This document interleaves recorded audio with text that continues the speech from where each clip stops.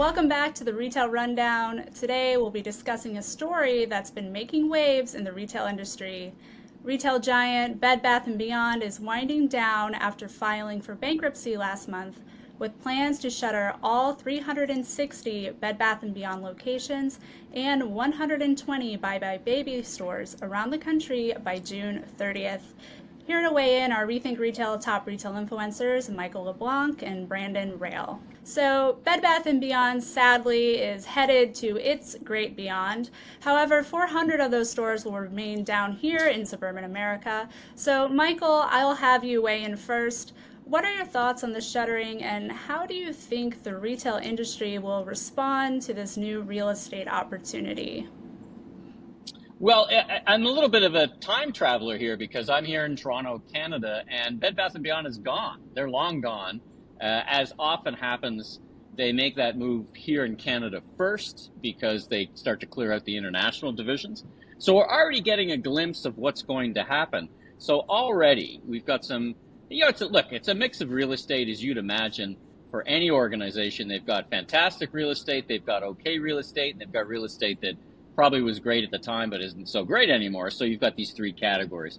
Already, Canadian Tire, which sells more than just tire, has multiple divisions, has already picked up 10 of their stores for expansion of their Marks fashion, a workwear store, and their pro hockey equipment store. These are big boxes, perfectly suited.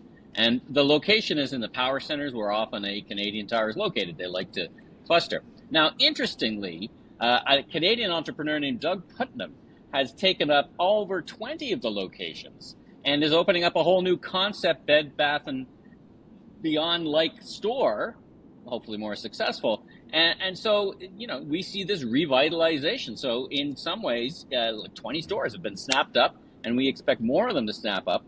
I would expect some of those locations to take much, much longer. And I would expect some of those locations to be prospects for a Caterpillar bulldozer showroom, i.e. flattened and turned into something else.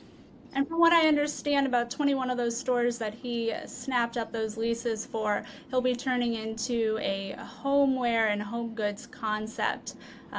Here in the United States, we have plenty of homewares and home goods store, one by that namesake itself. So Brandon, I'd love to get your take on this as well. Here in the U.S., are there opportunities for existing retailers to expand their footprint in key markets? And are there any players that come to mind? Thank you, Gabriella, and thank you, Michael, for the Canadian perspective. From the U.S. perspective, Walmart, Amazon, Target, Wayfair, the Container Store, IKEA, Williams-Sonoma have already taken significant share in the marketplace. So customers have already had the ability to buy all the same merchandise that BBY was able to offer at a better price, delivered more efficiently, more cost-effective, whether in stores or shipped to their home.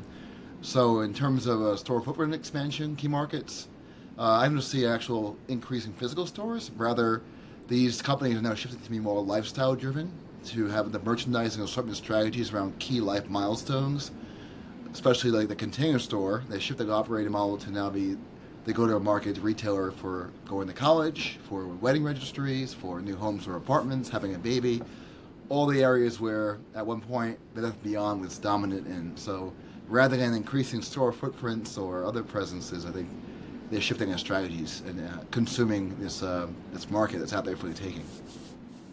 It's super interesting because I don't know if you saw that Container Store was honoring some of the coupons in a great move, just to attract those customers. Brandon, question for you from me: what do you think about what do you think about retailers like Primark, or even sporting goods retailers like the big France retailer who exited the market last year?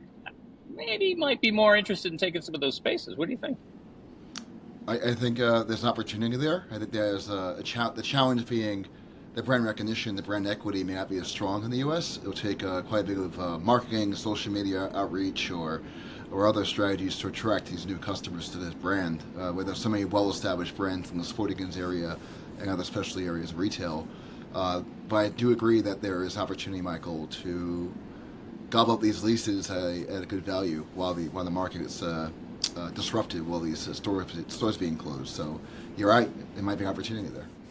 I mean, if you think about someone like Decathlon from France, they had 0 stores in Canada 5 years ago, and they're closing in on 15, 1-5. It's a big box, Right. so who knows? They Sure. might get brought back to the market. They might see it as an opportunity. Yeah, great questions, great points all around. I did want to ask, with the growth of off-price and discount retail here in the United States, what are your guys' thoughts on dollar stores, discounters? Do you see more of that coming our way? Or thoughts here? The dollar stores are omnipresent. They're everywhere. Dollar General, Family Dollar, Dollar Tree. They're now expanding. They have expanded new territories for well over a decade now, and then their store numbers are astronomical. They also shift their merchandising strategies a bit to center around the home, lifestyle, cleaning, areas again where Beth Beyond was the leader and the category killer. One good thing about the dollar stores is that they're serving underserved communities, and they have faced economic challenges and disruptions. So they're a key player in these markets. But I don't think their growth trajectory will change due to Beth Beyond going bankrupt. But they're already there, and they're already going to continue to grow into the thousands of stores. What's super interesting in that category, I just returned from Barcelona, and I met these folks from Action. I don't know if you heard of them from Holland, and they're recreating that category. Just when you think all the innovation is there in the dollar store category, there's new players coming in. So I think there's great potential. I don't know the store locations brick by brick in either side of the border. Are the locations the right locations for dollar stores? Are they in underserved communities, Brandon says? I mean, that's for the experts and the professionals in the real estate portfolio to figure it out. No question, they're growing. Absolutely. And any D2C players that come into mind? I know there's a lot of brands who've been opening up immersive showrooms, pop-up stores. Do you think there's an opportunity here? I do. Over the years, DTC companies have leveraged pop-ups and showrooms as a new way to be more innovative and creative with new strategies, new formats by being somewhat risk-averse without the long-term retail leases. They can really drive new experiences, new concepts, and this, especially in the new residential communities in the U.S. where there's mixed-use commercial space, restaurants, residents. There's a lot of opportunity to have smaller scale, more innovation first, more customer first, like stores, in a much smaller footprint than the typical Beth Beyond was. So there's quite a few you can go through. Perhaps a whole other show could be dedicated to this, but DTC and pop-ups is a brilliant strategy to get the brand out there in a risk-averse way. I would say what the topic brings up, and Brandon makes many good points, is the size and format of the box itself is of course quite large, but we're already seeing here in Canada with, for example, Nordstrom space and other spaces, that kind of being chopped up. We had an epic fail when Target left the country, and many of those spaces became 4 or 5 stores, not just one. So that really opens up our minds to new possibilities. Warby Parker just announced they see 900 stores in their future. I'm not sure what their runway is to get there. And let me bring up a very alternative, interesting idea, again, experience here just in Canada with retail cannabis stores. Now, 3 years ago, we had 0 stores in this country. We now have 1,400 from coast to coast. Of course, they don't necessarily all need a big box, but even in the depths of COVID, they now have a 60% market share versus the illegal market. And, when you see states like New York State going legal, that could be a lot of real estate looking for some interesting places to live. Yeah, all great points all around, especially for local entrepreneurs and small businesses really being able to benefit from the opportunity of those prime real estate spaces, but potentially at more affordable rates, which is great. It gives them a chance to establish themselves in high traffic areas, expand their customer base, and contribute to the local economy. And if all else fails, we can move in a few more Spirit Halloweens, since they seem to take any storefront opportunity up for grab.